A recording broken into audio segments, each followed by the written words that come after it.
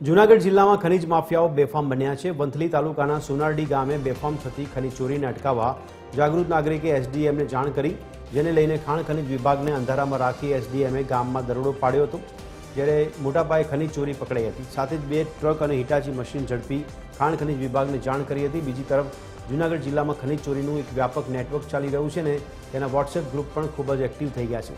અધિકારીઓ ખાણ ખનીજ ઓફિસેથી નીકળે છે, તરત જ વોટ્સએપ ગ્રુપમાં મેસેજ આવી જાય છે અને સ્થળ પર તમામ વસ્તુઓનો નિકાલ થઈ જાય છે અને અધિકારીઓ માત્ર ચેકિંગ કરવાના નાટક રમે છે।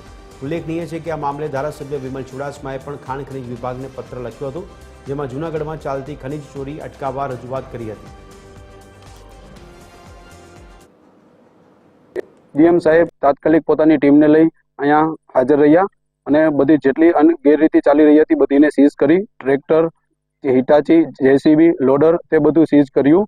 અને તે છતાં અમારી બીજી રજૂઆત છે કે જે લોકોએ એણે અહીંયા ગૌચરની અંદરમાં જે રેતીનો સ્ટોક અનલીગલી રીતે કરેલો છે, જે ગૌચર બચાવી પાડ્યું છે, એને અમને ગૌચર ખાલી કરી દેવામાં આવે અને વહેલી તકે તેની ઉપર તટસ્થ કાર્યવાહી કરવામાં આવે।